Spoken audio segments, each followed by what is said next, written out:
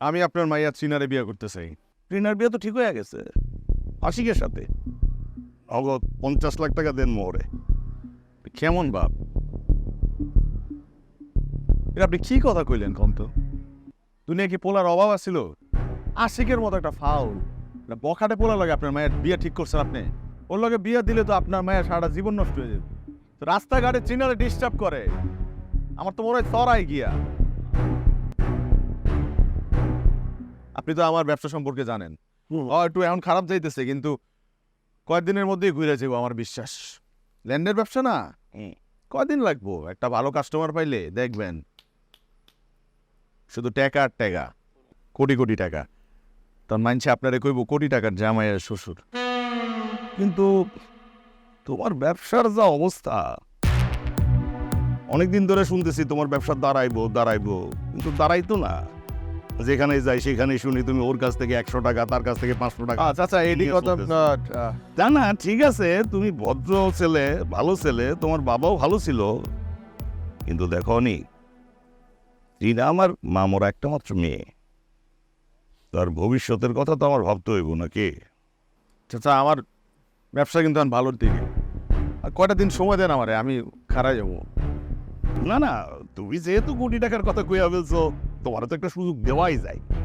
ঠিক আছে, 1 মাসের মধ্যে তুমি যদি 1 কোটি টাকা আমার নগদ দেন মোহর হিসেবে দিতে পারো, আমি নিজ হাতে তিনারে তোমার হাতে তুলে দিব।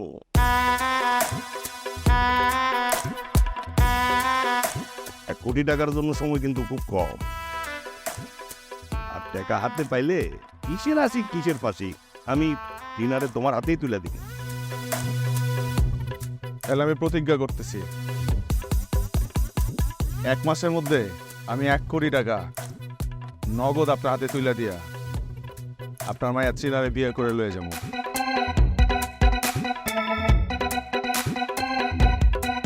তুমি এটা কি শুরু করছো? কেন মা, কি হয়েছে? তুমি আজকে এর থেকে 50 লাখ টাকা, কালকে ওর থেকে 1 কোটি টাকা নিতেছো। বাবা, আমাকে কি তোমার বাজারের পণ্য মনে হয় যে তুমি টাকার বিনিময়ে আমাকে বিক্রি করে দিবা? যদি এরকম হয় বাবা, তাহলে আমাকে পড়াশোনা করাইলে কেন তুমি? আমাকে অশিক্ষিত রাখতা, কিছু জানতাম না, বুঝতাম না, তুমি তোমার মতো করে সবকিছু করতা। দেখ রিনামা, আমি তোর বাবা, তোর মাও পাইছে নাই, তোর ভালো মন্দ সবকিছু দেখার দায়িত্ব তো আমার। আমার তো বয়স অনেক হয়েছে, জীবনে আমি অনেক ঘটনা দেখছি।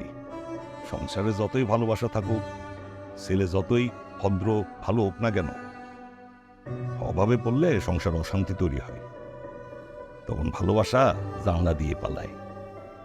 আর এই যুগে টাকাটা অনেক জরুরি, অনেক দরকারি বিষয়। আমি যা করতেছি তো ভালোর জন্যই করতেছি। বাবা, আমি তো বড় হয়েছি, তাই না? আমার একটা পছন্দ অপছন্দ আছে না? অবশ্যই তো পছন্দ আছে, আর সবকিছুর পর আমি তোর পছন্দের গুরুত্ব দিব। আচ্ছা ঠিক আছে, তুই এই কাবিন টাকা পয়সা এসব বাদ দে। আমি যদি পাত্র হিসেবে তোর সামনে দুইজনের দাঁড় করাই, আশিক আর অনিক রে, তুই কারে পছন্দ করবি? আশিক রে নাকি